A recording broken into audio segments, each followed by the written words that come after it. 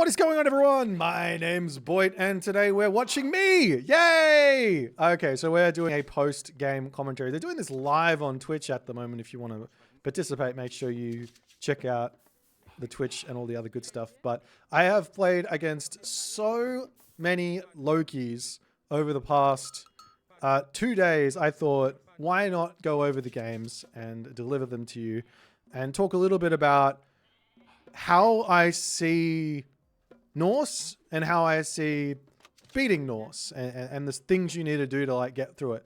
Loki is probably, I mean, Loki got a slight nerf, a slight tap to his power.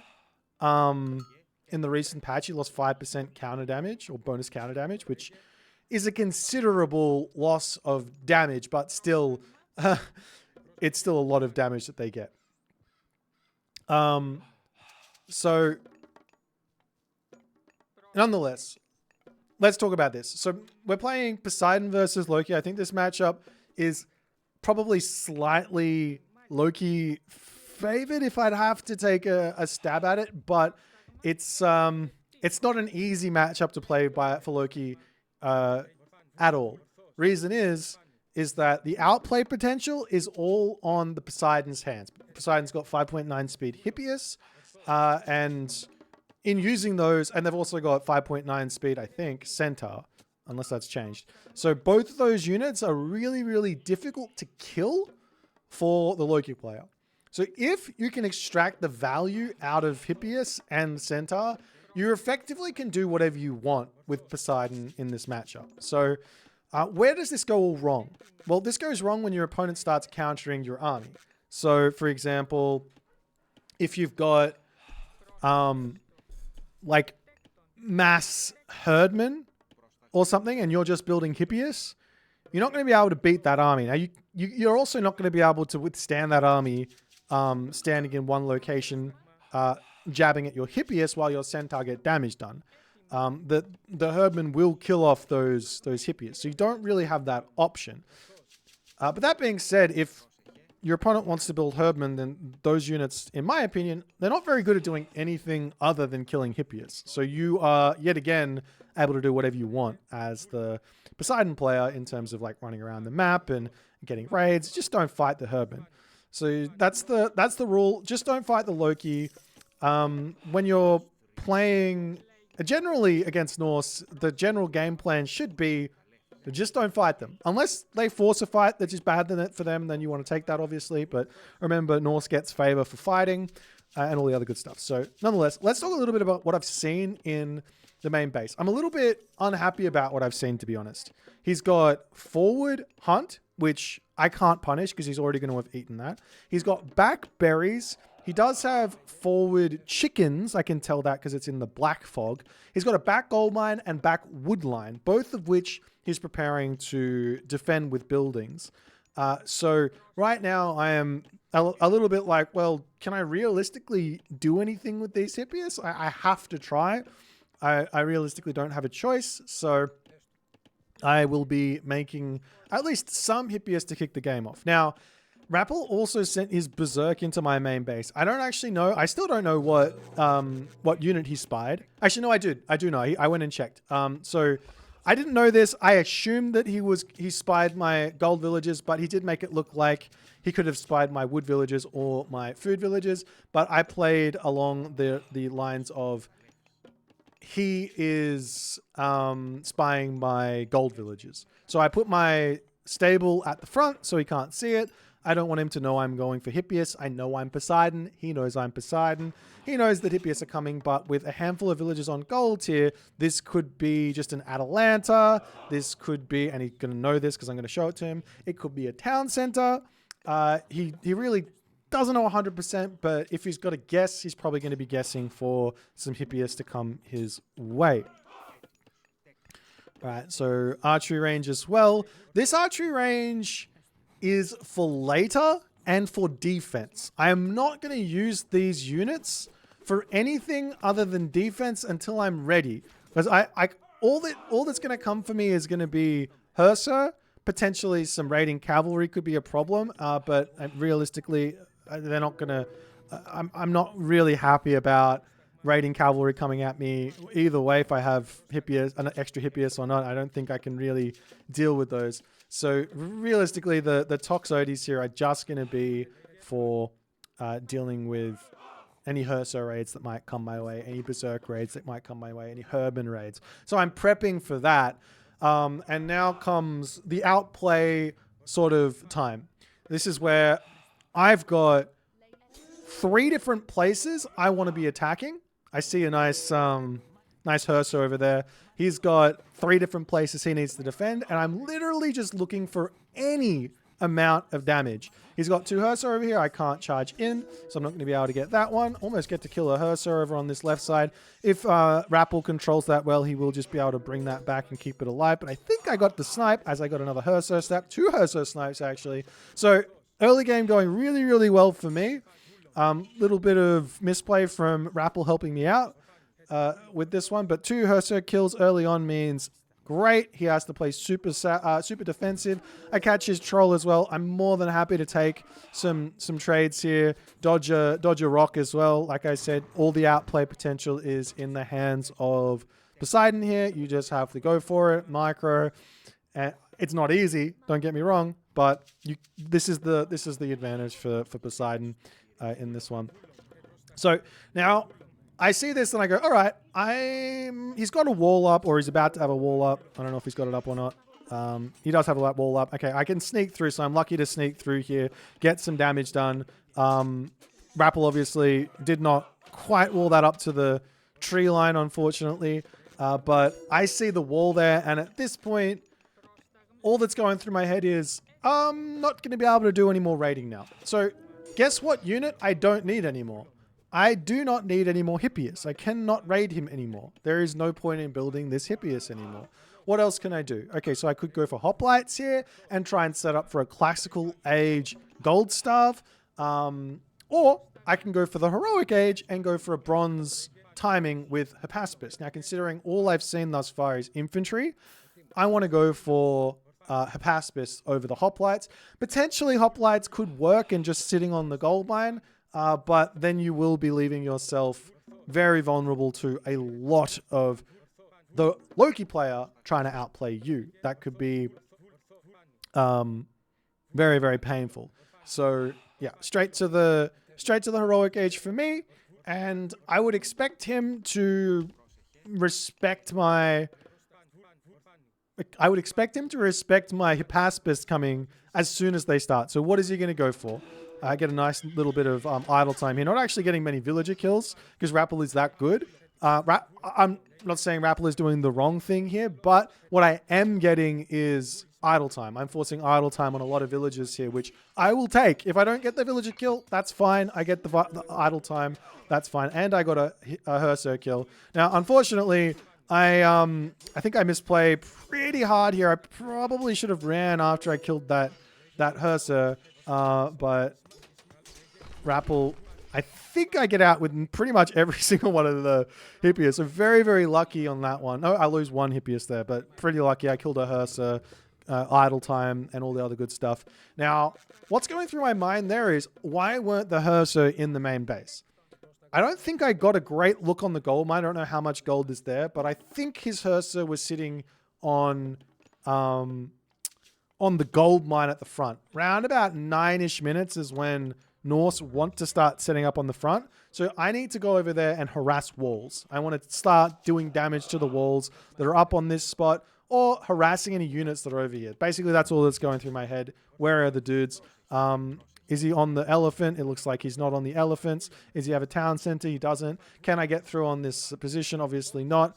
Can I steal this position? No. And I find some very, very lucky villagers over here. Now, to be honest, this is the only real place where he's going to be sending the villagers apart from onto herdables. So, I mean, realistically, I think I get lucky. I didn't move them there to find villagers going onto the elephants. I was coming over to check if any walls were going up, and they did go up, and he caught me out in a way. I caught him out, but I didn't get anything for it. So he wins in that exchange. But I'm now in the heroic age, and the Hypaspis coming out. I see all the Herso, so very happy about this. And now my goal is to force a flaming weapons and bronze on one area. If the Loki player, in this case Rappel, can get onto multiple places and click flaming weapons, basically dictate where I need to be to defend, I'm the one who's in trouble. If I get to dictate where Rappel uses flaming weapons, I am the one who is the big favorite in the fights. So I get myself my archers out, I'm getting Hippaspis out, and I'm looking to get this really important technology, ballistics. If I don't have ballistics for the fight, the Toxotes are very weak. And you'll notice that I don't even get my archer upgrade. This archer upgrade is not as valuable as ballistics. Believe it or not, ballistics is that worthwhile. Now, obviously, if I had medium archers for a fight, they'd be able to survive for longer, but they're not actually doing more damage. And that's all I care about. I care about damage. That's what I want on the fight. And if my Toxotes die, that means I misplayed. Basically, or if my Toxotes are getting attacked, that means I've misplayed.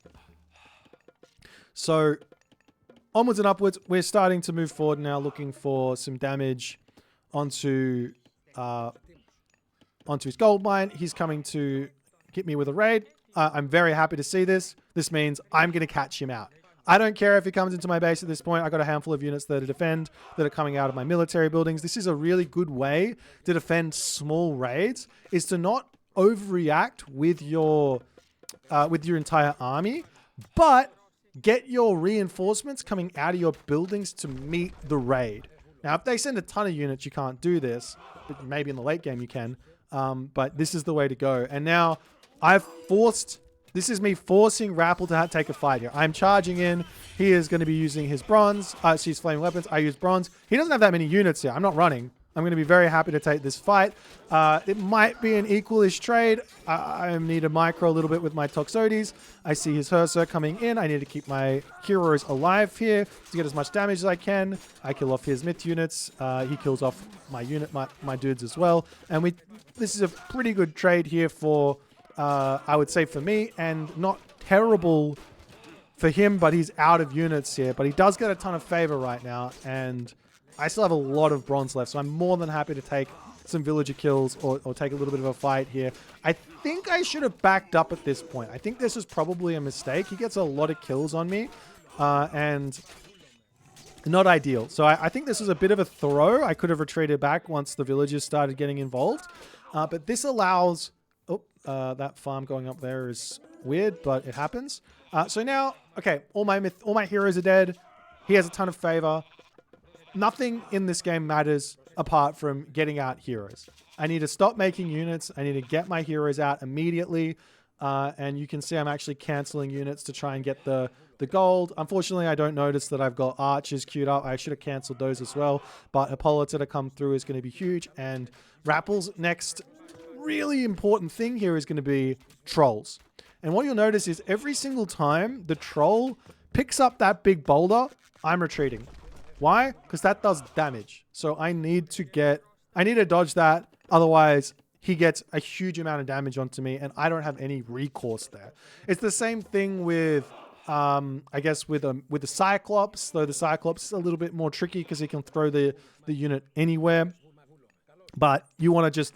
basically, whenever the unit's coming, you want to be running away from where he's going in. And I see the trolls and I see the army and I go, okay, we don't need to take this fight just yet. Let's poke. I got the range advantage with Toxotes. They've got 15 range. To throw an axe and I've only got like 12. So I'm going to poke in here and try and get villager kills and just space as best as I possibly can until my next heroes come in.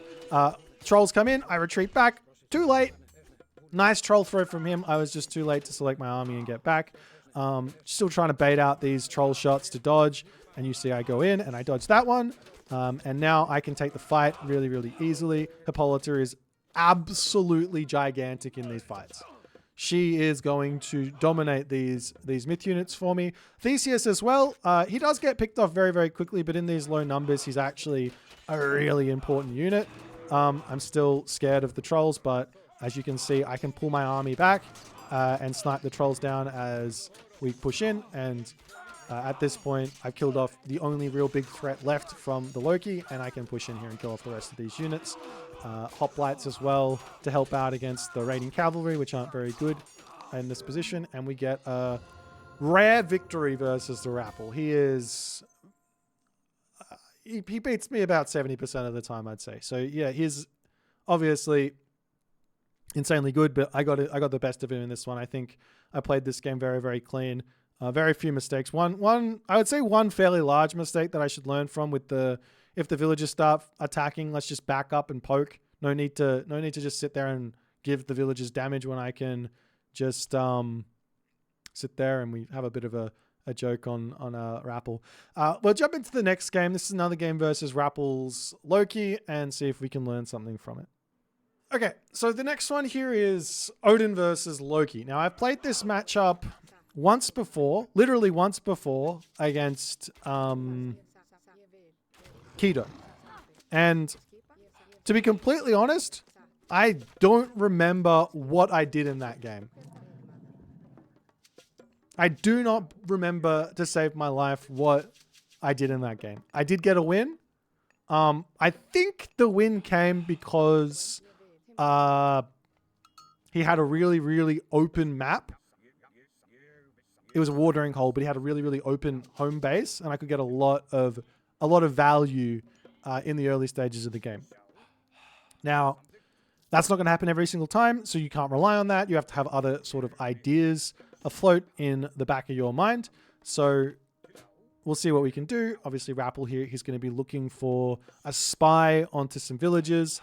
I've got my Great Hunt. I see Giraffe right in the middle of the map, and I go, great, that's what I'm going to be using my Great Hunt on in the Classical Age, because I want to be sitting in the middle of the map and enjoying that. So I'm very happy to see that. His Berserk is going to be running back. I don't really want to chase that. I got no beef with that Berserk. He's just scouting. He's just a messenger from Norse, from the Loki gods, just saying, excuse me, I'm on these lands as well. Be careful. And I say, okay, no worries.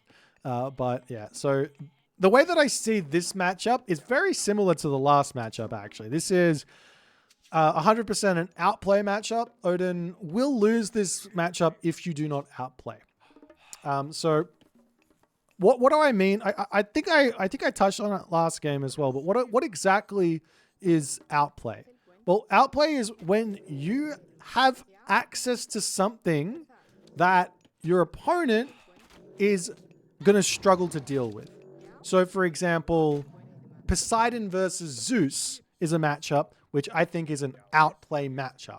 The Poseidon player has access to Centaur and Hippias, right? And the Zeus player does not have access to that speed of unit. So the Centaur and Hippias are going to be the outplay potential until the actual answer comes in a little bit later into the game. And if you don't get the value and you don't get the game set up in the right way, you will find yourself more often than not just losing, because the Zeus army is just going to be too strong. So you have to know your kind of win condition to some degree and play into it. So the win condition here is for me to utilize raiding cavalry speed. I don't have speed advantage on the Loki, but the raiding cavalry speed to get raids off, to lock the Loki player up so he can't get anything done versus me, and basically try and get the advantage to some degree, getting to the heroic age and getting some extra stuff in. So I need to get early game damage done in some way, shape, or form, in the shape of just raids. I don't actually need to get damage done. I just need to restrict the Loki player's movement, as what we might, foreshadowing, we might find out in this game. I also get very, very excited about this one because I get Demeter's Throne here. This relic is so silly because normally you're never going to build another ox cart, but I managed to save myself 50 resources here with Demeter's Throne by saving that ox cart. So that was very, very nice. Now, there is one idea here. Shout out again to Jolly Man. I suggested this a while ago that Odin can get a really, really fast second Valkyrie out. And I mean 4 minutes into the game, queuing up that Valkyrie. And it very well might be worth it to just do that. So how do you do that? Well, you kill off the rhinos with the villagers rather than with the town center, getting as much favor as you can. You eat all of your chickens nice and early, and you're able to get that 18 favor. And then all of a sudden, I've got not one Valkyrie harassing my opponent in the early game, but 2. But on a map like this, realistically, what am I going to be raiding in 2 different spots? Not a lot. He's going to be eating food underneath his town center. Good defense there from Rappel. He baited me for quite some time. I need to know that I should not go for Berserks because he's got Healing Spring and he can just garrison it. It's not a problem for him to deal with. I'm not going to get any value there. I need to go after villages. So big time loss there, and very smart from Rappel to do that. So for anyone out there who wants to find somewhat of an advantage in this matchup, try and distract the Valkyrie with a Berserk. And then click Healing Spring, heal him back up. Live the dream. Don't lose the Berserk, but, distract. I drop Forest Fire on that position, not because I think that it's worth it in terms of resources damaged, but because it opens up the gold mine. That's literally the reason. That gold mine was too safe, and like I said, I need to get damage done. So now I've split up his wood villages and his gold villages to 2 different places. If my opponent had wood villages on the left, I would not have used Forest Fire. I would have used it on the top either way, but trying to use it maybe when my opponent's units are there. Now, I take this fight here, and I think this is a little bit silly. I didn't have all my units here. I do have more stuff than him at this moment, so I should actually be fighting, and he shouldn't, but I didn't have all my dudes there. I get 2 kills on the retreat, so I'm very happy about that.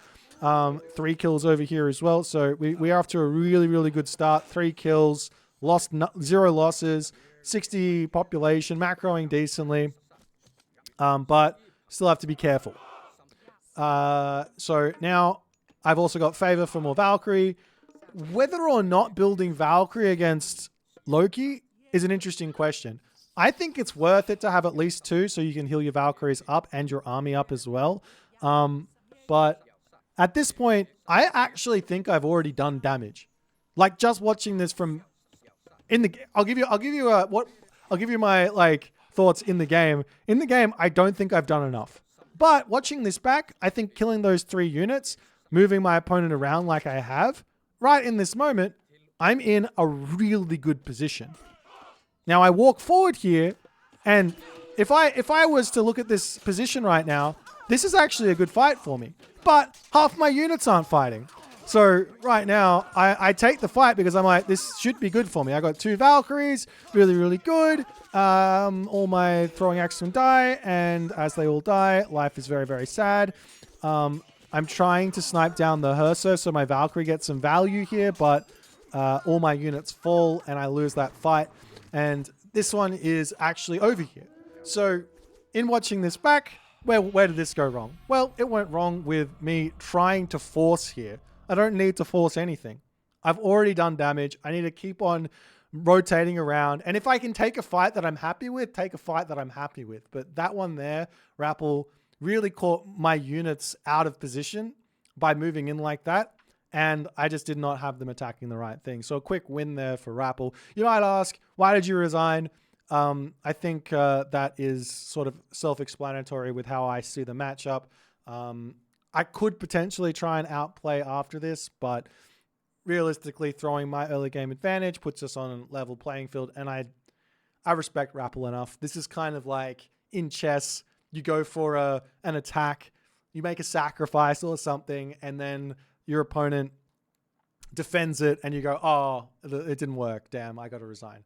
But yeah, so lessons learned there, and very much learned, because guess what? We're going to be jumping in to another game of Odin. Actually, yes, let's do the next Odin versus Loki game here. This one is the exact same matchup against a different player. This is against Gaboo.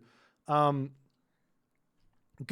is one of the best Loki players currently playing. I think he's an incredibly high-level Loki player.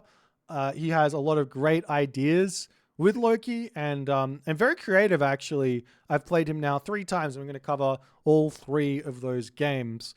So we get the exact same matchup that I had against Rappel. So unlucky for Gaboo, I have a little bit more experience in this one. This will be the 3rd time I've played this matchup, which at the very top level against a very top player. So starting to learn a little bit more about what I realistically need to do here, and going to be trying to do that, execute here against Gaboo. So again, I need to be in the middle of the map. I know that that's the right way to play. I learned that from watching Wrath of the Gods tournament games. It seems like the Odin players were doing that, having a lot of success, and it makes perfect sense why.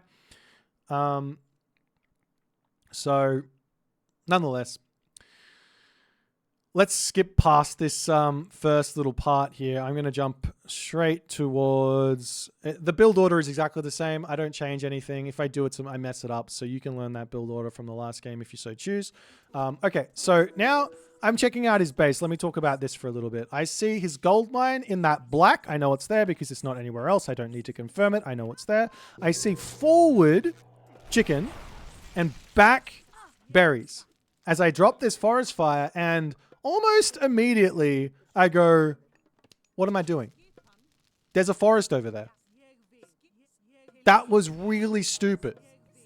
This was probably the worst usage of forest fire I could possibly do. Because not only does this do nothing, but it also moves his villages onto one spot. Right next to the gold mine, he's going to have himself wood villages, and he's going to have himself gold villages. Now my outplay potential moves from 3 locations, which would have been chickens, wood line, and backwood line berries. So that's 3 different places. Now it moves to backberries, chickens, and golden wood. That's it. So really, really bad forest fire. I should, in this situation, if he's not chopping wood there, I should try and move my army onto that spot and click forest fire to force him to run away while I'm attacking the position. Now, luckily for me, Gaboo doesn't move up onto that wood line. So I have a little bit of play here still. A little bit of play. But he is going for mass Herser, so I need to get some more throwing axemen out. I got a lot of gold in the bank, which I think is because I don't really build a whole lot of... I think I could redo this macro a bit and get more units out. I'm going to have to like hit the drawing board on the right way to build dwarves. But nonetheless, I'm floating a few resources here, and I should have a lot more units out. I know that it's possible to have 60 pop by 6, and I'm 53 pop. So a little bit behind the 8 ball when I'm really needing to get a whole bunch of units out. Nonetheless, I see what he's building. He's going Herso, he's going barracks units. So I'm going to be going for mostly throwing axemen at this point, and mostly Herso, and get a couple of raiding cavalry out to raid. Like I said, in the last game, I realized I don't need to make stuff happen right away. I need to get little advantages and build on it. So going crazy all in is not going to be the way to go. I don't mind trying to poke throw an axeman. I see a whole bunch of herdmen here as well. Now, I've already got my Herso out, but seeing those herdmen says, I go, great. I'm not going to build any more raiding cavalry. Just the raiding cavalry to put pressure on. I don't need any more than this. I don't really even care if I get villager kills. Realistically, I'm just looking for idle time with these raiding cavalry. I'm going to be making Herso. I'm happy to make Herso. Everyone should be really happy to make Herso. If your opponent is ever playing in a way where you're happy to make Herso as Norse, be happy, because you get more favor. And more favor means more myth units. And everybody knows myth units are the most fun things in the world. So, let's see what to do next. So, I'm still just looking to contain. Containment is everything. Like I've already said, like if I don't need to do a whole lot. I'm already finding an advantage because I'm Odin and on food, on hunt. You'll notice I'm also in the center of the map with those villages, so I can retreat back to there and defend if need be. If he decides to run some units in, it's not a problem. But yeah.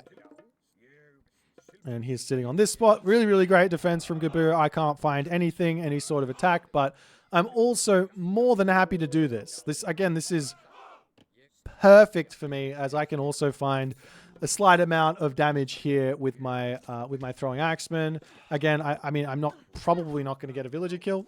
Maybe I will. He's got a healing spring. Can I kill it? Snipe, snipe, snipe, snipe, snipe. I can't kill it. Okay. But idle time caused. And again,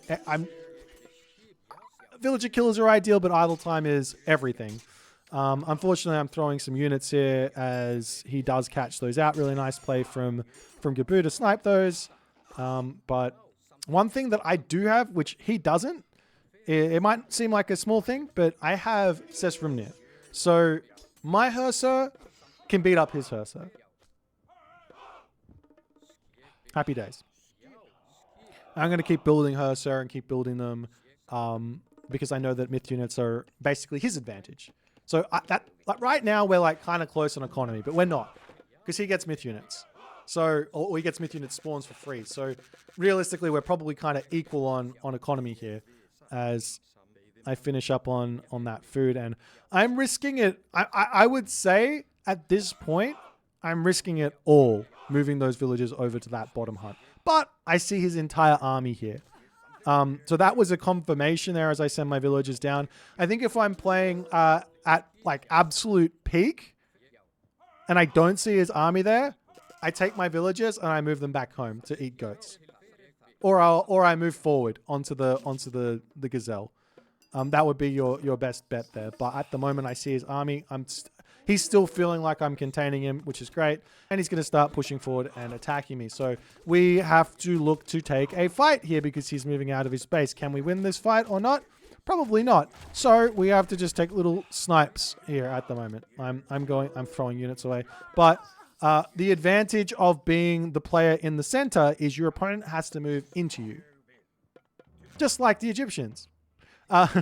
He has to move into you. So you can shoot and scoot with all your units, whereas his units, not easy to make that happen. And you can see, I try to poke and I go, no, I know that it's not a good idea. So,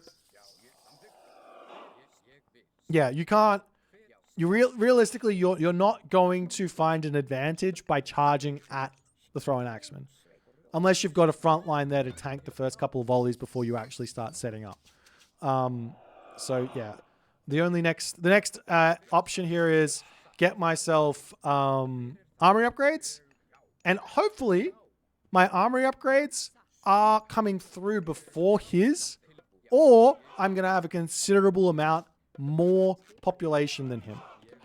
Why? Because I have more resources than him, more income, right? That's the thought process. So getting copper weapons, getting copper mail, moving up to the top side here. I now see my opportunity to move forward as he has nothing on this spot. He's distracted by my raiding cavalry, and I get a little bit of outplay over here. Forest fire, imagine forest fire right there. I'm still upset. But yeah, a good distraction on that spot does catch Gaboo out. And we can start moving forward to get some damage on this gold mine. Gaboo is really, really good at this. He is so good at baiting me, specifically me, maybe other players, in to where he's got gold. Now, those trolls there, I saw them pick up the boulder, but I think he threw them at my Valkyrie. I'm more than happy for that. Einherjar respawn is huge. He hits that beautifully. Unfortunately, I'm out of Hersir now, and we're into raiding cavalry wars. Not raiding cavalry wars, throwing axeman wars. And he's actually kind of beating me in this fight because, well, one, he is... I don't know what upgrades he's got. I think he's got none, but I could be wrong. And again, if he chases me, we're all good. I want him to chase me. Chase me, please. I will shoot and scoot against you all the way back to my main base. I don't mind. So... At the end of that fight, probably not the best fight. I'm definitely behind here. So I don't really know what I should have done in that moment. But taking that fight against... I don't think I should be taking that fight. I haven't checked his upgrades, but I think I am in front. Unfortunately, my Valkyrie dies there. But yeah, now he's got just a huge amount of trolls, and I don't really have an answer for the trolls. But what the trolls do is make his army incredibly immobile, which means I get to do whatever I want. Yay! I love doing whatever I want. If he's got trolls, he can't do anything, right? It's the same thing with Cyclops, right? He's got a big, fat, terrifying unit, but he can't really do anything with it. So I can now say, all right, he has to defend that gold mine. I got these Valkyries. Let me send them into the main base. Or, I mean, let me kill some other buildings. Let me do some damage elsewhere. Realistically, these Valkyries should go into the main base right now. That would be the correct move. Because I'm going to get villager kills with those. Because he's got all those trolls. He has to be at the top. I'm going to get some value. Now, the way to beat trolls is to get Heroic Age and get Goaty. Because you don't have an answer for them with Herser. The Thrown Axeman will just kill them off too fast. Unfortunately, I am too stupid to send my Valkyrie into the main base here. So, mistake. Big mistake here from me. This is literal crazy amounts of value for my Valkyrie. But one big advantage I do have, again, still is I just have more income than him. Happy days. I think. I could be wrong. I think I've got more income than him. So, at the very least, I should be able to get next age before him. I've also got hunt, food, resources. He doesn't. So, while he's probably got a decent amount of gold and he might be able to buy himself to the Heroic Age, that's obviously not as good as me just being able to buy it normally. So I go Skadi here. I don't see any world where, as we finally send the Valkyrie into the main base, perfect, happy days. I don't see any world where Njord is correct in this matchup. Skadi is just better in many different ways. Frost Giants are actually pretty good tanks for throwing Axemen, and they also can tank up Trolls and Battle Boar. Frost obviously counters flaming weapons perfectly, but even if your opponent's never going to use it, so you can either hold on to it and just play, we don't have a Heroic Age God Power. Great find on the villagers over there. He was being greedy with those, and luckily I do find those and get some good kills, and every little bit matters. I don't know if he's got a town center or not at this point, but I say, okay, you have the immobile army. If you want to come and fight me, at least I'm going to have some garrisoning shenanigans on this position. Happy days. And he's going to put a wall up over here, which means I need something to boost me on this position. If I'm going to keep attacking here, which I think I need to, I need something extra. So we get a dock to get this Kraken out. Now, I would love to say I thought about this beforehand, but this does open up a little bit of cheekiness moving forward in this game. A little bit of cheekiness. And this is something that I think everyone needs to start, well, everyone should be incorporating. Cheeky little transport ship shenanigans. So yeah, we got a Kraken now to help us out on this forward base. Now, this moment is a misplay from me. I'm in a great spot. He's got heavy. I don't. I should frost this army and the villagers right here. Why? Because I can kill off the hill fort. And then I can run from the flaming weapons. And I've done damage. I don't need a win here. This is something that all too often is my thought process. I got to win in this moment. I don't have to win right now. And right now I lost a ton of units on that hill fort. And now I'm forced to click Frost. I'm looking for a Frost to click half the units, so at least I can get some kills. Unfortunately, they all go down, basically all get frosted, and I don't really hit the villagers either. So I'm not a fan of that. That was really, really bad play. So in hindsight, I am more than happy to drop, if I have a escape route or I have a plan, a Magyar wall, whatever, I'm more than happy to drop Frost and then take a flaming weapons if it's on army and villagers and I get a hill fort kill. I think that's really important.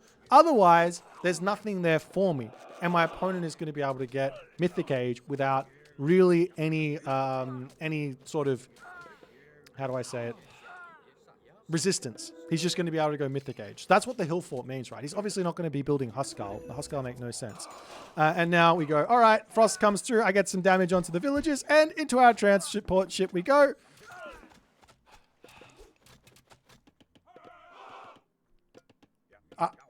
I was chuffed about this. I was pretty chuffed. I thought this was very, very good. I thought this was very good. I thought it was very, very good. I mean, he didn't use flaming weapons. That's what I wanted. I wanted him to use flaming weapons to like be like, I'm killing all your stuff, and then me to run away. But alas, alas. Okay, so the game continues. I've still got 2 town centers, but the game is relatively equal here. I do have a ton of frost giants, which is huge. Frost giants really, really good counter myth units. The only thing that really beats the frost giants that he's got is mass troll, but I've got Goaty for those. So the trolls are going to beat any sort of myth unit spawns that are coming through. Sorry, the frost giants are going to beat any sort of myth unit spawns that are going to come through. The Goaty are going to be able to kill off the trolls, and we're sort of good to go here. He's got bronze weapons. I've got bronze armor. I'm getting bronze weapons, but this basically just means we're equal. I'm going to take this fight and force flaming weapons, sack the town center, run away. No problems. Kill the town center. This is 9 times out of 10. The correct move is just to say, use your 250 favor.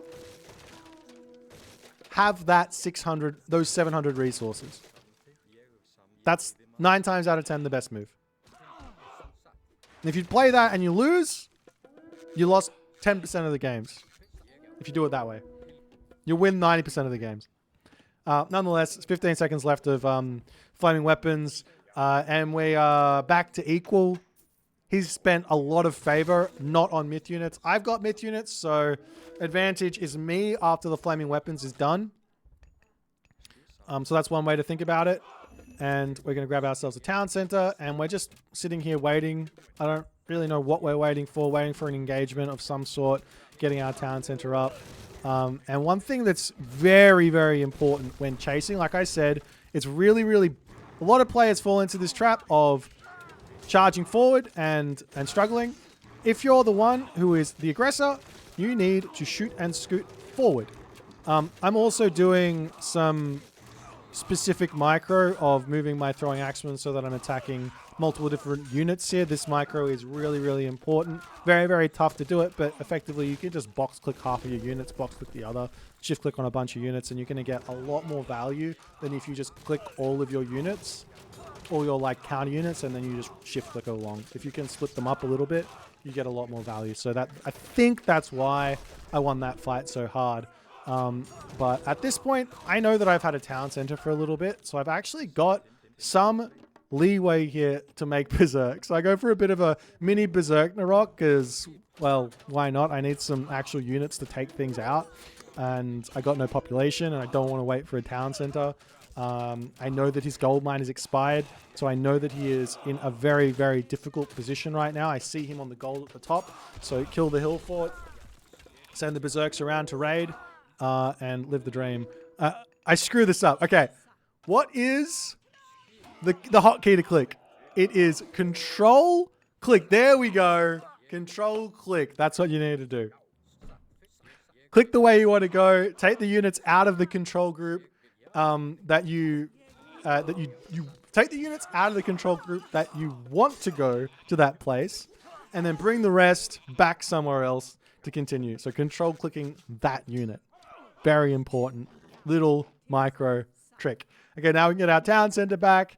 The only thing I'm really worried about here, and I'm not that worried about because I do have a lot of Goaty, is Nidhogg. So not really a big problem. I guess Fire Giants coming through here could be a bit of a problem as well, but I do know he spent 250 resources or favor on what? On 250 favor on the flaming weapons. So I know he doesn't have that much favor in the bank at the moment. And we push him off the gold. He's got no gold mines left. He's got not that many units left. And we manage to squeeze enough of an advantage here. This is such a wild game. It makes you kind of reevaluate quite a bit, like exactly how these matchups are supposed to go. Like I think a lot of I think something that irks me a little bit, maybe you guys can tell me what you think about this, is top players, they have this ego about them, which is kind of necessary. Like if you watch Magic's video, I kind of agree with him. There's some sort of a necessity to being like one of the best, is to have that ego to say, I know what's right. I know what's good. I know what the correct play is. But in reality, that's just a mechanism to allow you to perform at the best of your ability, right? The reality is nobody knows what the best play is. So, and nobody actually knows how these matchups go 100% of the time. So you just have to sort of have some ideas of what win conditions are and what lose conditions are, and just make sure that you keep on trying to play the game. If you're just trying to finish a game early because you think you lose the late game, then you're going to lose every single game because you're forcing it to try and win. And your opponent knows you're trying to force it because they know that they win the late game, right? Even if they don't. So, a little bit of a learning lesson for me at the very least on this one. But nonetheless, one thing I haven't touched on exactly in the chat, the extra range from the throwing axeman does help out a lot. So I've got Huntress Axe here, which is homing missiles. A bit of a dodge on the throwing axeman. So the homing missiles for those throwing axemen in the back help out a lot. It makes all my units start attacking much earlier. And there's this little trick here that I do. I'm trying to move my dudes as close as possible, but realistically, if I put my Godi at the front, all of a sudden, it only just occurred to me in that moment. All of a sudden, he has to micro really hard, and I don't. So I kill the Deuterinos, and I take a dub. So another good game against Gaboo here. I'm really enjoying playing against him. He's a lot of fun. He plays a very, very interesting style of Norse, and he's very smart about his villager movements, and I really like that part of him. I want to incorporate that into my gameplay as well. But we get a win. I feel like I learned quite a bit playing against Rappel only in the 6 minutes of just like, okay, throwing like that is just not the way to go. Just don't throw at 6 minutes. Godi counter throwing Axeman pretty hard. Yeah, but if you overdo it on Godi, you're going to get broken by your opponent going into mass berserks. So that's a tough one. All right, so we're going to go into the next one, which is going to be a really fun one. So there's two of these. I actually get to play against Gaboo twice in this matchup, and he plays two very different strategies. So let's jump in and watch this one. So we're playing Oranos against Loki on Watering Hole. This matchup, a lot of people think this one's quite challenging for Oranos. Now, I'm still at my heart, I'm a Oranos' S tier because he's got all the outplay. You know, I put the outplay gods in B tier at the moment because I keep on thinking that, how do I say it?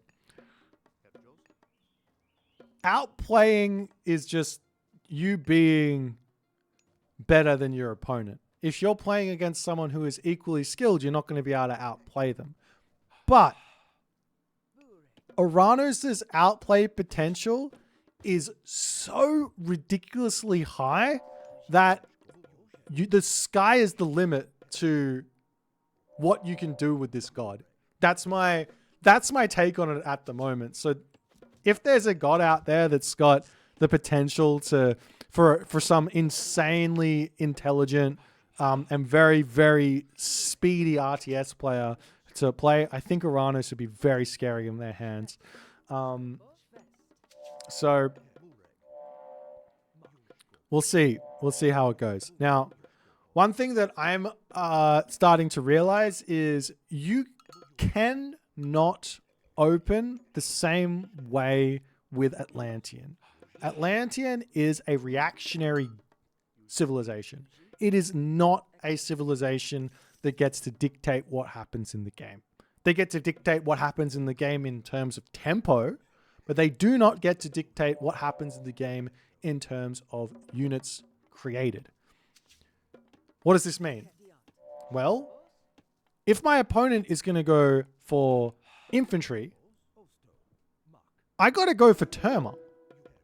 If my opponent goes for Hussar or raiding cavalry, I got to go for Murmillo. If my opponent goes for throwing axemen, and berserks and herdmen, I got to go for Terma. And that's really important.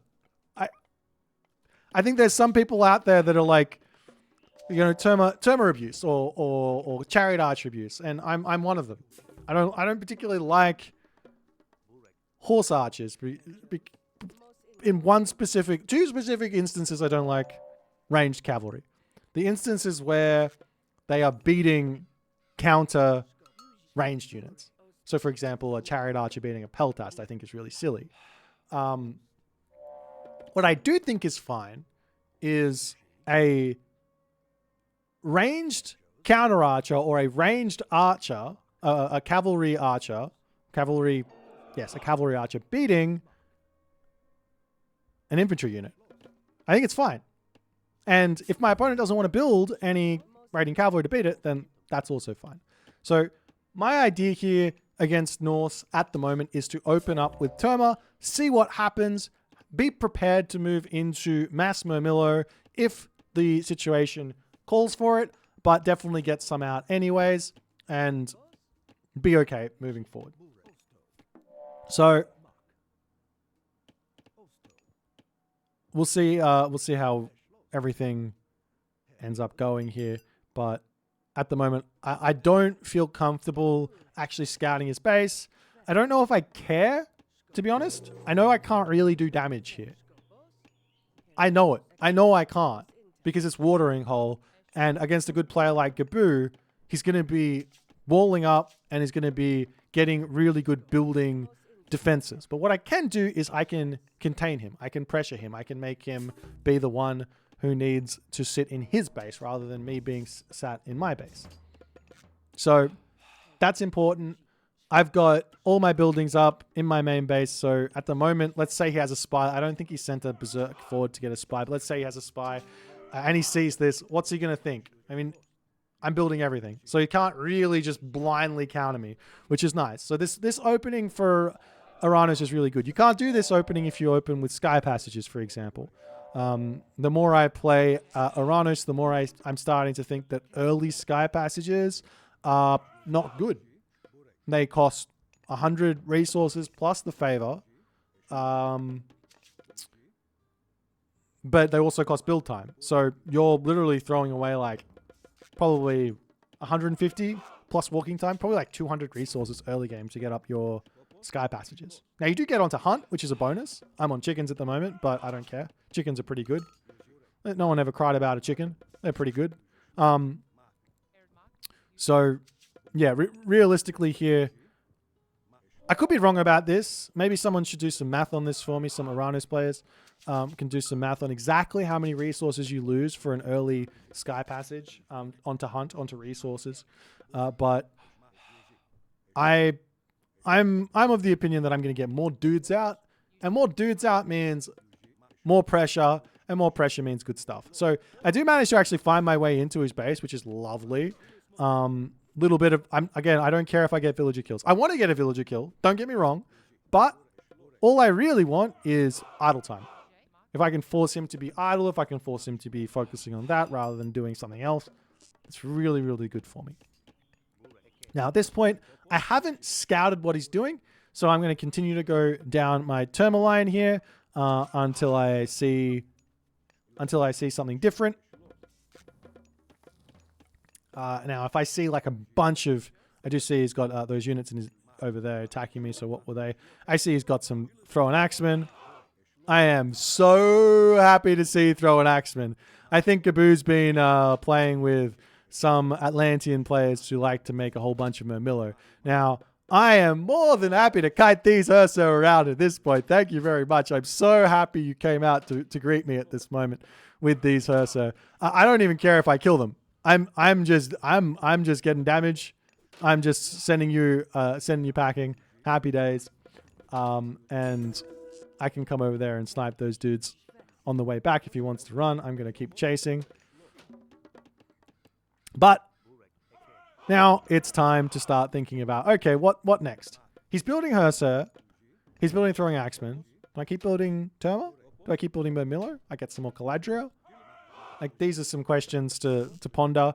I saw 50-50. 50-50. But throw an axeman Ursa. Now he's distracting me a little bit here, which is, I mean, I would say it's not ideal, but what can you do? I'm getting distracted, so let me leave those Ursa alone. Let me send my Deuteranos up to the top. I don't think I've got Empyrean speed just yet, but nonetheless, gotta look for some raids here. One thing that I think I made a pretty big mistake of here is not checking this town center. Maybe having an oracle or something on the town center, on the settlement, would have been a good idea, but I think Gaboo sort of outplayed me a little bit with these units. I got a couple of snipes onto throw an action, so every little bit of damage is good. But yeah, I think he outplayed me a little bit. I think he has his town center up maybe like 30 seconds earlier here than now. I think if I push forward, I can get some snipes. I'm probably not denying the town center, but I don't really care. But I could get some pressure on there and get some damage done with my units. So yeah, not happy about seeing the town center, but I am fine to run forward and try and snipe some Deuterinos. Yes, please. Those throwing axemen are juicy. I love throwing axemen. Build more throwing axemen. I want more. I want more. Throwing axemen, my favorite unit to see as an Atlantean playing against Norse. Okay, so now I see that he's got. I think I make a little bit of an overstep here. This is potentially a misplay. I run in here. This is a very, very difficult place to be, and if it gives him some serious outplay potential with half my army not even being here. He could run around the back, wall me in, and then all my Toma die. So not smart, but get away with it in this moment. And yes, the wall's going up, and now our pressure is somewhat done. So I need to start thinking about what's next. Okay, so he's walled in. He's got a town center on that side. He's got a gold mine on the left. He's got a gold mine on the front. He's got a gold mine on the right. Realistically, it's 9 minutes and 30 seconds into the game. I know that he is on that other gold mine. What do I do next? I can keep spamming units and then go for an attack. I can go to the heroic age. I can grab town centers. Town center would be, in my opinion, playing into the Norse player's hands. The Norse player wants the game to go on. The Norse player wants to not fight. The Norse player wants to get to a point where their units just absolutely obliterate mine. So town center off the cards. Don't need a town center. Okay, so what's next? Heroic age? Well, that's going to take time. I don't really have the resources for it. I have Shockwave to disengage against any sort of flaming weapons that might come. I probably want to keep on putting pressure on. So, unit spamming is the way to go. Dock to go up and making transport ship to get onto the other side. And I think I make a slight, well, not a slight misplay. I think it's a good play getting the dock, getting the transport ship, but I don't make the most of it. I should have sent a citizen through the Bareem and got a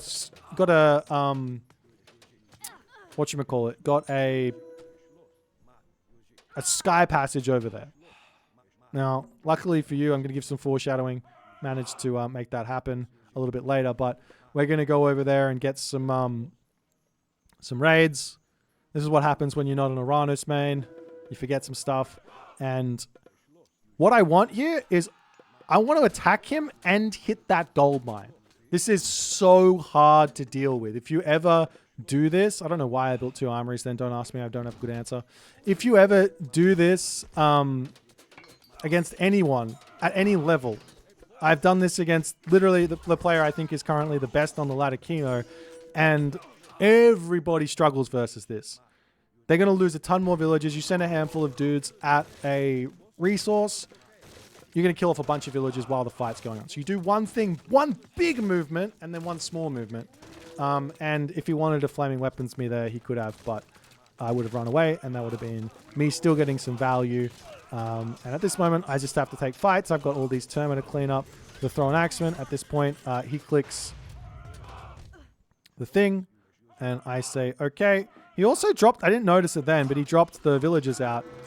I guess I'm happy to trade here. I make this mistake all too often, but the reason I think that I'm happy to stay at this specific moment is because I've got Mamillo rather than having like a counter infantry unit. Mamillo are doing a lot of damage to those villagers, and we're also back onto the villagers here. I'm a fan. Okay. So he's got all of these defenses up, but realistically, does he? How do you defend that gold mine? This is the big fat water. I love this map. Watering Hole's fantastic. Everyone should love Watering Hole. Okay, so next part is, I know he's got that gold mine over there. I know he's got a gold mine on the right. So we still have to keep getting pressure on somewhere. He's used his flaming weapons, so that's a big power spike off of the table. Again, these, I'm not microing these term of the best. I should be splitting these up a little bit. I got 17, so it's not a bad idea to just like get an extra control group sorted of Deuterinos. But yeah, another nice fight. When you're playing as Atlantean, a lot of the times you just have to force these sorts of fights. Yeah, so if he's, I've got a question in the chat. They've got the left gold mine and the right gold mine. I know he's on the left gold mine at this point because all the villagers were there. So I don't have to worry about the right gold mine just yet, but I know that that's going to be a possibility later. Right gold mine is much further away. So yeah, he can definitely do some things over here. And I am now got a transport ship. This thing gets 25 population in it. I love my transport ship. This is the first transport ship I think I've built in a serious 1v1 game. And I am so happy I built it. I don't think it's worth it to rush these out, but getting them in the mid game is really, really good. And we're going to get a huge amount of villager kills. And this is what we need because he's got the town center. We don't. So villager kills here keeps us equal to some degree. And now I put the dock up to the top. I know I've got this damage done. So time to start thinking about the other position.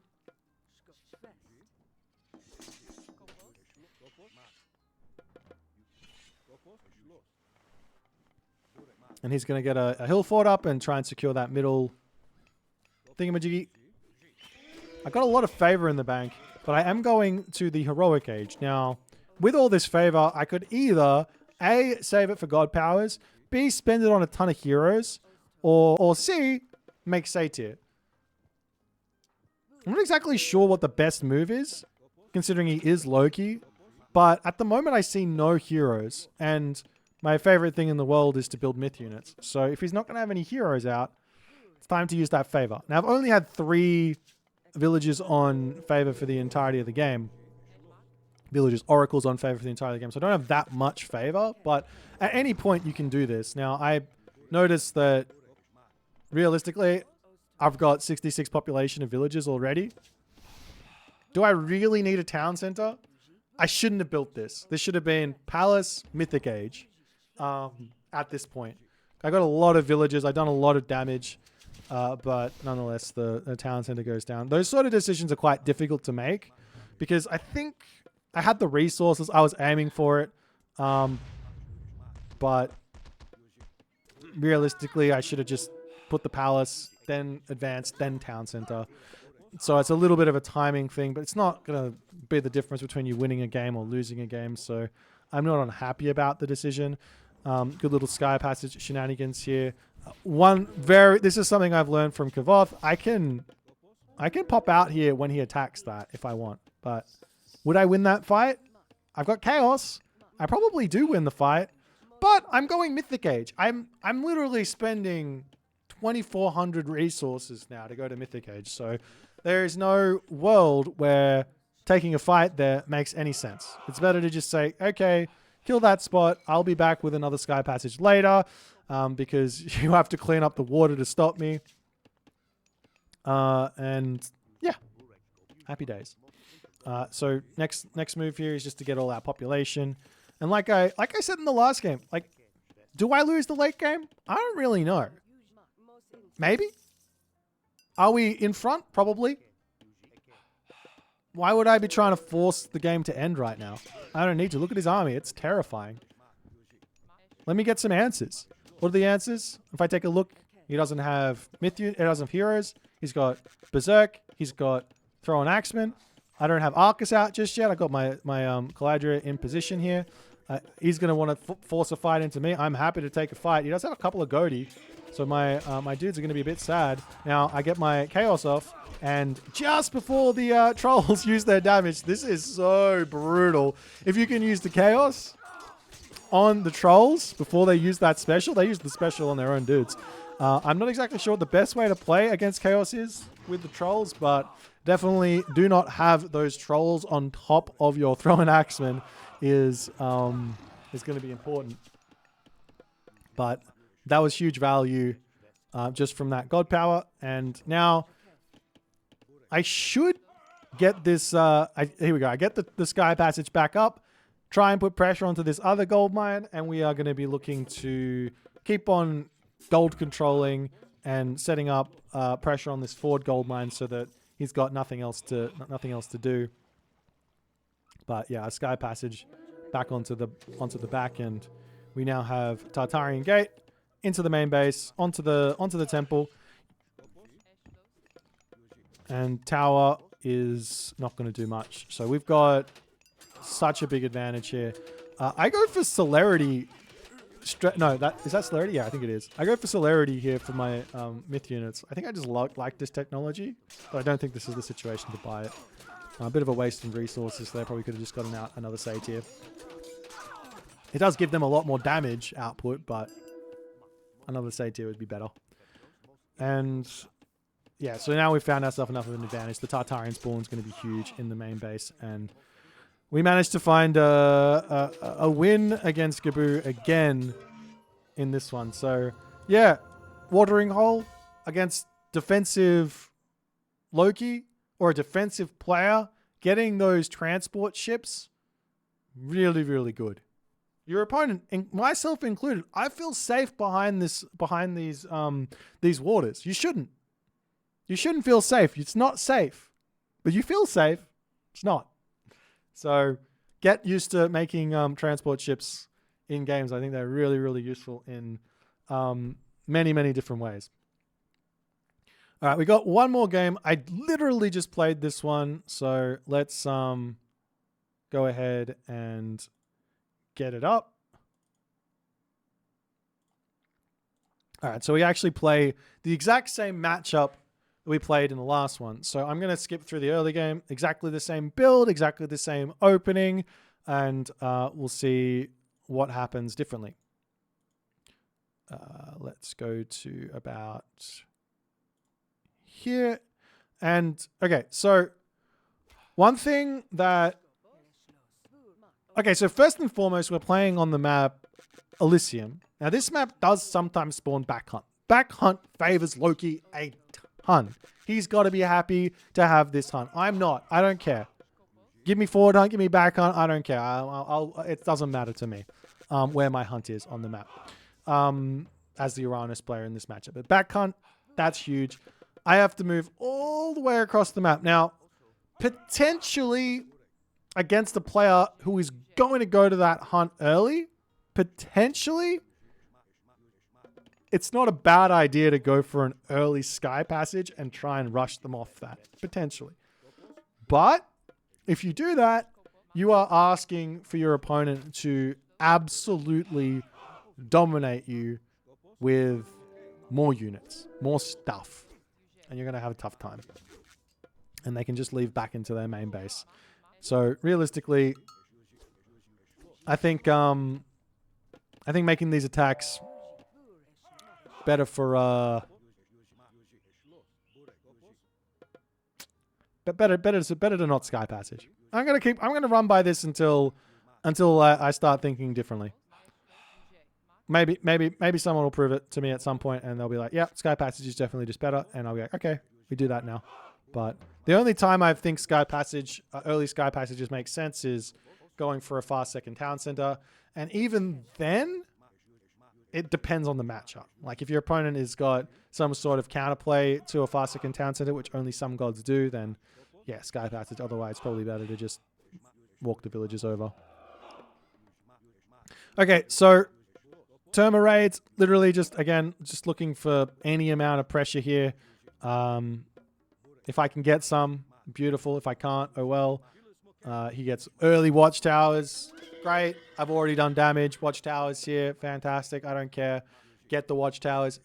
For those of you playing at home, when you ever watch like top players playing and you ask the question, why don't you get watchtowers? The towers are just sitting there doing nothing. It's because I want to spend my resources on things that move. Towers don't move. Towers don't move. If I need them, then I'll get them, but I don't. If I don't need them, I think I'd rather have units that I can actually move around the map and get things done with. So I have now confirmed, unlike in the last game where he built Throw and Axeman, I have confirmed that he is going for pure Herser. So now I say, damn it, I wanted Throwing Axemen. I wanted to see them. No Throwing Axemen. So we have to stop making Terma at this point. So I put my villagers back onto wood just to get myself more military. I should have ran for the tower here. I didn't expect him to be able to surround my citizens like that. I thought he would get a couple of attacks. So every time I try and do that, my dudes just run back. He's getting so much value here because I didn't read his strategy fast enough. I haven't seen the buildings, so I don't know that he doesn't have whatchamajigget, a barracks at the moment, but he doesn't have a barracks. So this is nice play from Gaboo. Definitely changing things up from the last game, not doing the same thing every single game, which is really, really good to see. And this is, I would say this caught me a little bit by surprise, but I know this is an option for Loki, so I need to be ready to defend against it. And I've already got the units out to defend. The problem here is that I'm not sure if I bought it yet or not, but I don't have Empyrean speed, which is very, very important. I'm going to try and catch those Herser out on the retreat, but it's tough. It's tough to get the kills. So at this point, it's going to be Mermillo all the way until I see him do anything else. I'm just going to build Mermillo was so good. You know how I said earlier in this game, if I'm playing Norse and I get to build and my opponent allows me to build Herser, I'm like, let me build a Herser. I want to build them. If I'm playing as Atlantean and my opponent builds Herser and only Herser, I'm doing these ones. Because I can just build Mermillo. Mermillo hard counter Herser. So no problems here. I get one little boost or advantage that he gets a nice little attack on my stuff over here. I do get to notice it. Unfortunately, my villagers are going to be a little bit sad there. But one little bonus that Atlantean or Oranos gets that I think a lot of players forget about, especially players playing against Oranos, is that if I attack your unit, I get line of sight for like 20 seconds. It's really, really good. This is one of those like passive bonuses, which is gigantic at the top level and probably like not felt at all lower levels. So if you can use this to like look at the mini map and be like, oh, that raiding force didn't go back home. It actually turned around to come back and raid me. Now you can prepare for that and actually fight back against it. That's like the best way to use it. Alternatively, it gives you some knowledge of what's actually going on, where their army is, and where their movements are, and what's happening. So at the moment, I kind of know Gaboo. We've played a lot of games together. I know he's not actually going to leave his base.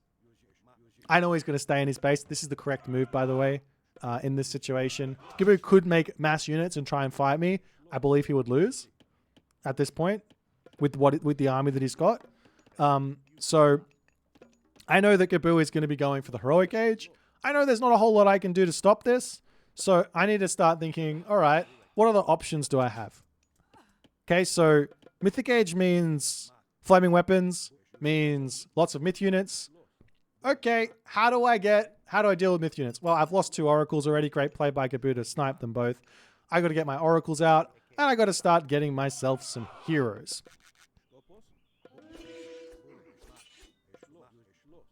I think I got myself the cheaper hero upgrade as well. I could be wrong.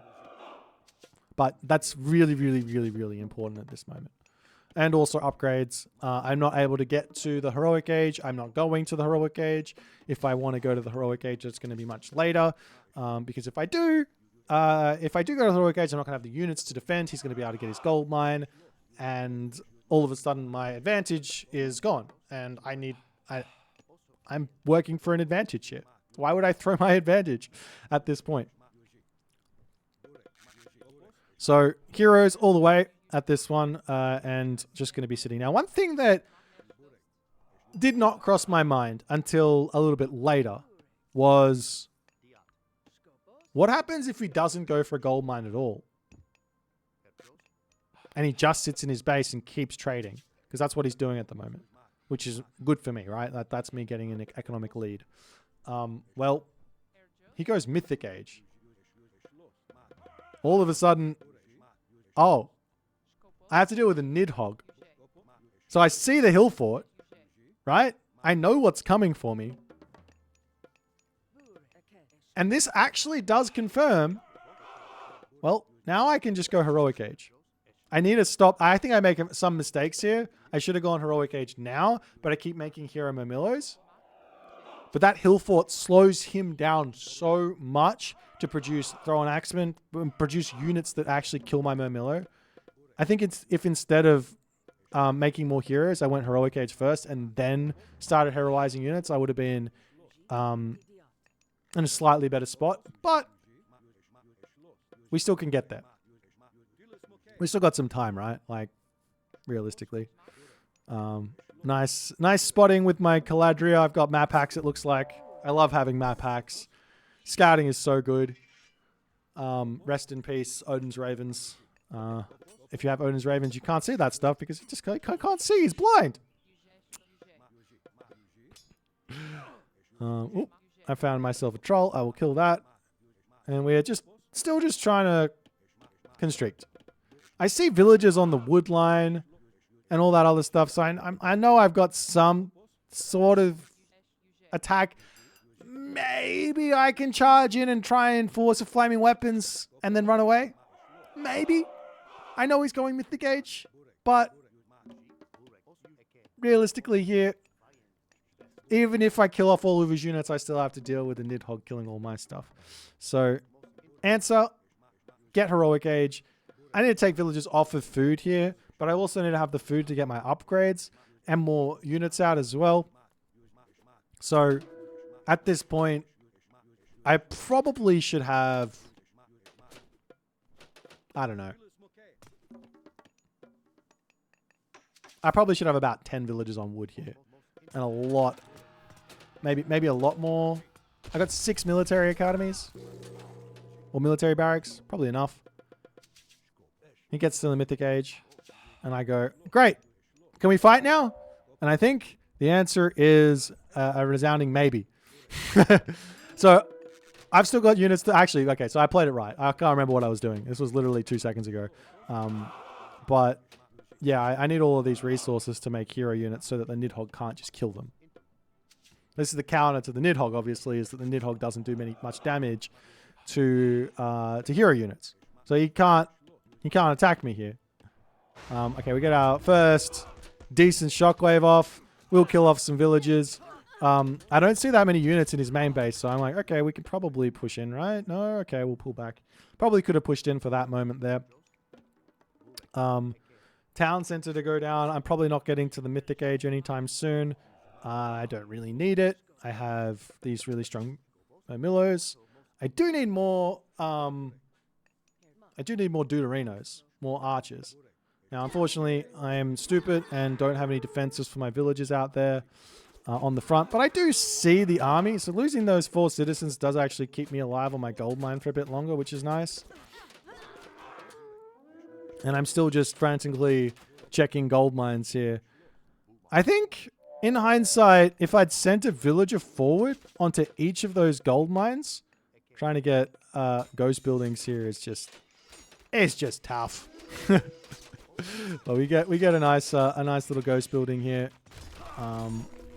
and just miss it barely on the back there. Oh well, would have been nice to get a couple more kills here, but we did get a lot of good damage done. But yeah, I probably should have sent a villager forward and put a manor and a barracks on all of those other gold mines, so I don't have to worry about checking them. Would make sense. There's nothing really wrong with that. If I have a citizen over there, I can also throw up a sky passage at some point. I mean, at this moment, I don't really have the favor for sky passages because I need to be making heroes, which is probably like, why isn't he building sky passages? He's playing Oranos. He needs to build sky passages. Yeah, at some point I'll build sky passages, but at the moment I need hero dudes. So time to push forward and be patient and not crazy all-ins, but we've got some really strong units now. 41 hero Mamillos. That's a lot, and they're heavy as well. So very, very happy about that. And if we can catch that fire giant out, that's going to be good. If we can take some good fights here, that's going to be also good. If he wants to click flaming weapons, he can. I'm checking the mini-map while this is all going on because I don't see enough units there. I know he's not. I know what you're doing, Gaboo.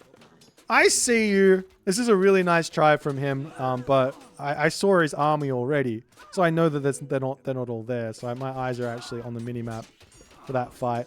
Unfortunately, for me, I didn't have sky passages set up, which would have been the ultimate counter. The absolute, I could have just dashed through the sky passage, been on another gold mine and been laughing. But alas, not that good at the game. He gets a Fafnir spawn. Happy days for me. And with all of these hero units, that's probably the worst spawn he can get, giving me 300 gold for sniping that one down. But he does get a nice raid onto my top gold there as well. And for the moment, I'm not going to get any resources. So we're going to try and say, excuse me, your villagers need to feel some pain. I'm going to get some damage done. I got myself out a couple of oracles now.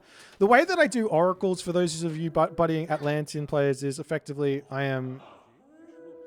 when I build them, that's when I decide where they're going at this point in the game. So I'm clicking to the sides of the map and making sure that they're spaced so I don't have to move them later. And that's why we're all good there. I do spot. He gets another Fafnir. Oof. I have to shockwave and run away from that. I don't want to lose those units just yet. One upgrade I forgot in this game, which would have been really good, is Heroic Renewal. Now, correct me if I'm wrong, but I think this upgrade is only in the palace.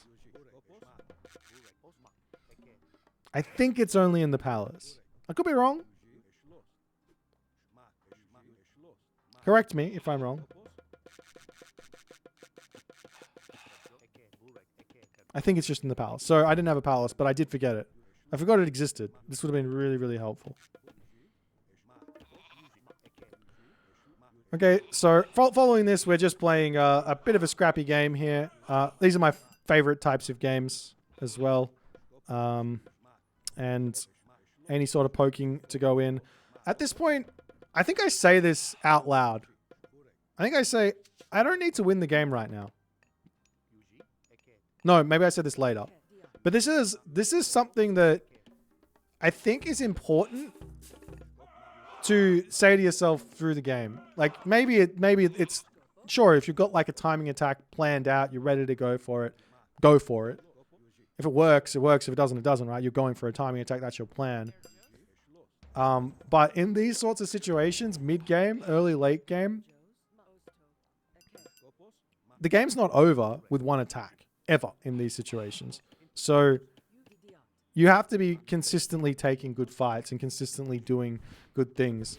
And right now we need to deal with a Nidhogg. Now, luckily, I've finally set up my sky passages as I felt comfortable with the favor that I had to do so.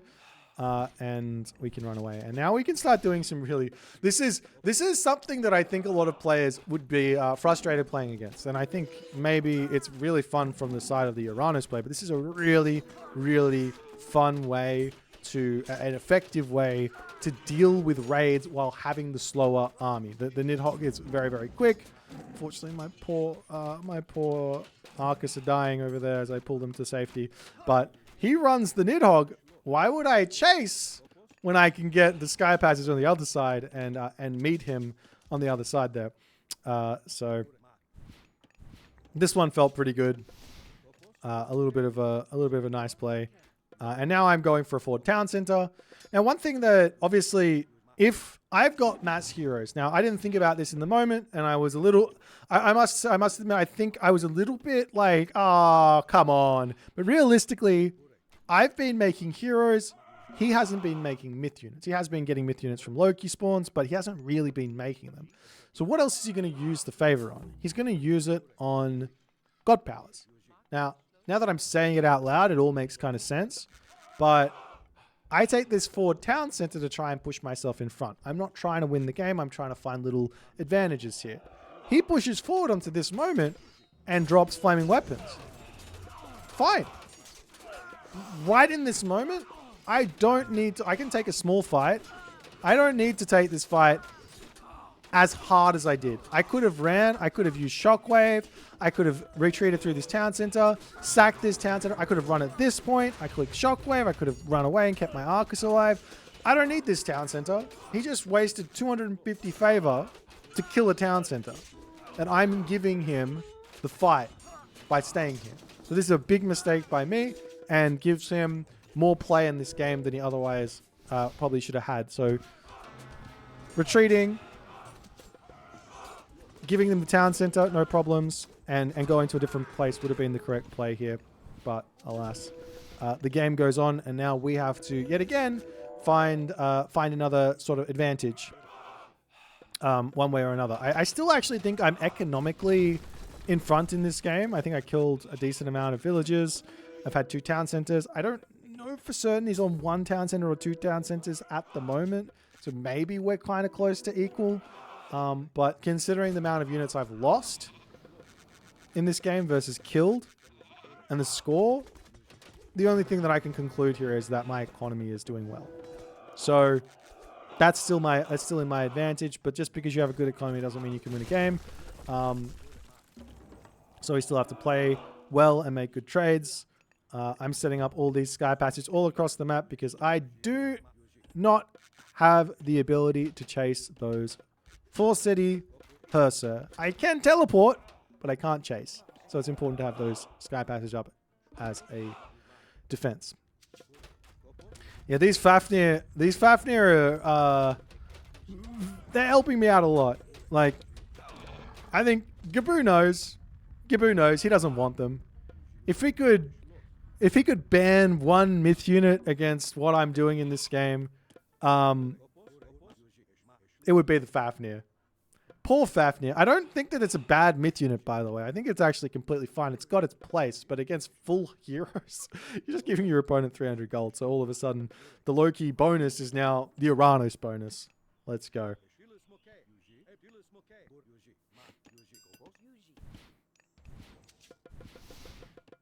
And so raids coming in.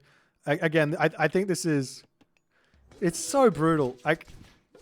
This is so tough. You want to raid. Like, he's trying to do stuff. I mean, he doesn't really need to kill anything, but he wants to raid. He wants to get damage done, and he's just going to get greeted on all of these sky passages on repeat if he wants to do this. So he has to find a different way to actually win this game, which is as the Atlantean player, you've got to be happy to hear that, right? Playing in this and watching this and seeing how this works, you got to be like, well, I don't get raided into the ground by anyone because I'm going to be there to defend with the sky passages in the right place. So that means what?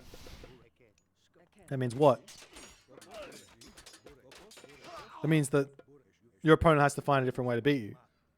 So you don't have to worry about it. If they want to go for it, happy days, go for it. But if you're playing against it, find a different way. Go for more of a death ballish comp and I don't know.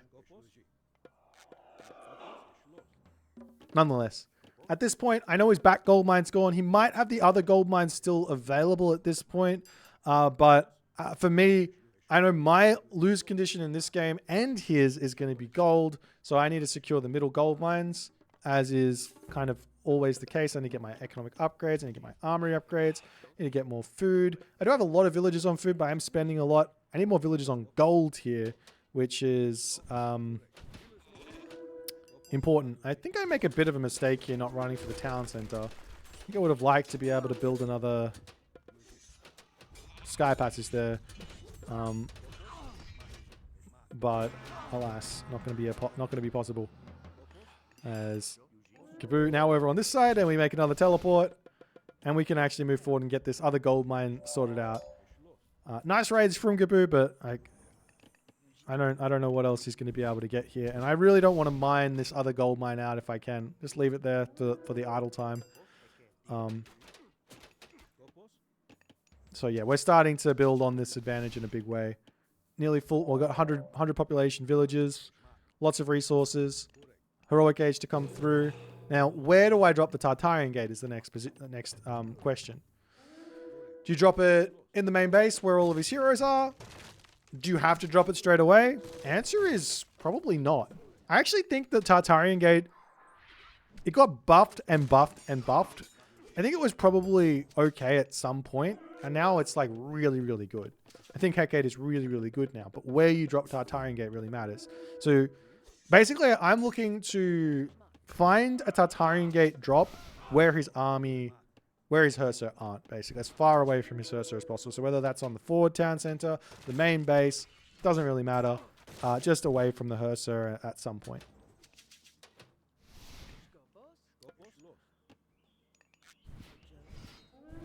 As we can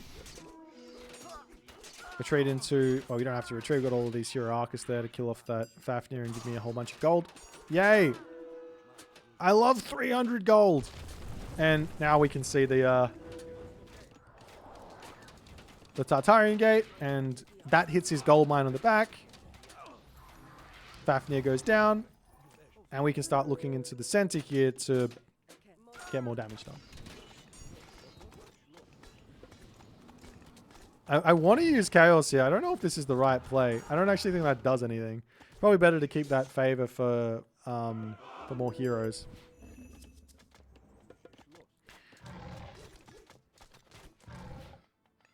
But nonetheless, now we just go for gold control. Palaces everywhere. He's got another strong army, but we're about to have champion Mamilo, and Mamilo were already doing well against those Mythic Age Hursar. One thing that is very, very different from Legacy to Retold is the human unit versus hero unit interaction. Because line upgrades are so effective, they give you a lot more stat than before. The actual boosts you get, a little bit of a bug down the bottom, I'm not sure what that is, but the boost you get from advancing to the Mythic Age isn't as much as the boost you get from getting fully upgraded human units. So you get 10% for 10% for classical age, medium upgrade. You get 20% for heavy upgrades, and you get 30%, I believe, for champion upgrades. Whereas the Hursar, I believe they get 15%, 15% for heroic age and mythic age, respectively. So, or 15% from the classical age, 15% from the heroic age, 15% from the mythic age. So he's got an advantage before champion in terms of stat gain, but obviously not that big of an advantage. As he drops another flaming weapons, and this one, I've got so many dudes. I see how few dudes he's got, and I'm happy to just stick it out and take this fight, give him some myth units, kill them off with my heroes. Still kicking myself for missing the heroic renewal tech. I think that would have been really, really big for me in this one. But managed to kill off some Loki players, showing you guys a little bit of anti-Norse theory, practical advice. It's not easy. You still have to play well, but the Norse player also has to play well. So everyone has to play well to find victories, in my opinion. But some fun games here nonetheless. I'm not sure what else Gaboo can do at this point. I think Gaboo did fight himself back into this game. I think maybe if he went into some throwing axemen here and Huskal, instead of like pure Hersir, maybe that would have been an option after the second Flaming Weapons. But yeah, pure Hersir all the way. Not enough, I think. So some fun games. If you guys enjoyed this one, feel free to ask any questions and all the other good stuff that happens in the comments. If you got any other questions in the Twitch chat, I'll answer them now about what you just saw. But thanks for watching, and we'll see you guys in the next one.